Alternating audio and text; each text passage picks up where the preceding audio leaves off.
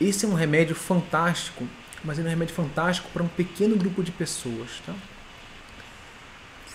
Que é o que a gente chama de terapia-alvo, né? O que a gente foi aprendendo ao longo do tempo? Que o câncer é uma doença diferente, pessoa a pessoa, e vão ter mutações diferentes de pessoa a pessoa, tá?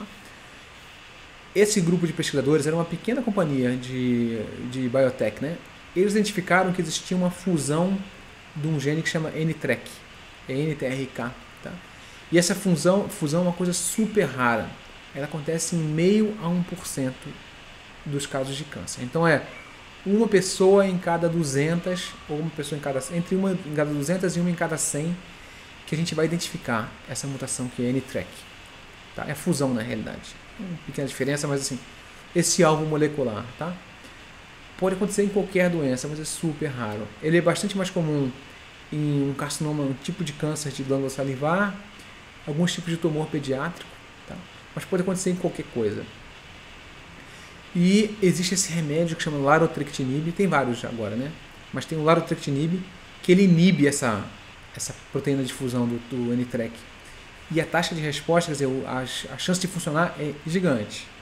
Beira os 80%, tá? Então ele é muito bom, ele controla muito bem a doença. Ele é usado mais para doença metastática, né? Doença que está espalhada em várias partes do corpo. Então foi aprovado nos Estados Unidos e já está sendo utilizado. No Brasil a gente consegue utilizar através de uso compassivo, né? Se eu tiver um paciente que eu identifique que tem o NTRK, essa mutação, eu me entro em contato com a companhia farmacêutica e eles conseguem doar o medicamento ou colocar aquela pessoa em estudo. Isso não fica muito tempo aberto, fica por um tempo curto, tá? Isso é só até o remédio estar aprovado, que a gente espera que seja aprovado ainda esse ano.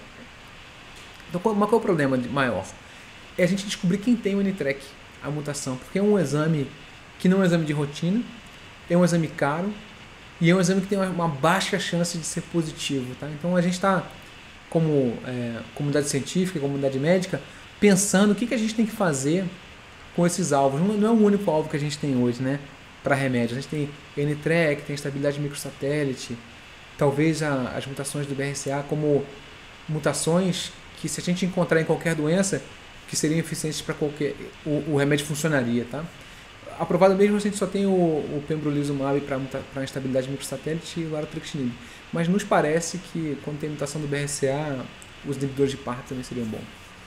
Então não sabemos muito bem para quem que a gente tem que pesquisar. O que acontece em geral para a gente descobrir o NTRK? A gente pede um exame que é de leitura do genoma inteiro, de todos os genes do corpo da pessoa, e nesse exame, por sorte do paciente, aparece lá a fusão do NTRK, e aí a gente se comunica com a empresa farmacêutica. Mas a doença não te dá nenhuma dica de que existe essa mutação, tá? Não é diferente a doença, no microscópio, quando você olha, ela é parecida com a doença normal, que não tem a mutação do NTRK. Então é difícil a gente identificar o NTRK. Então estamos pensando assim, como que a gente vai fazer para identificar essa mutação aí, essa proteína de fusão na realidade.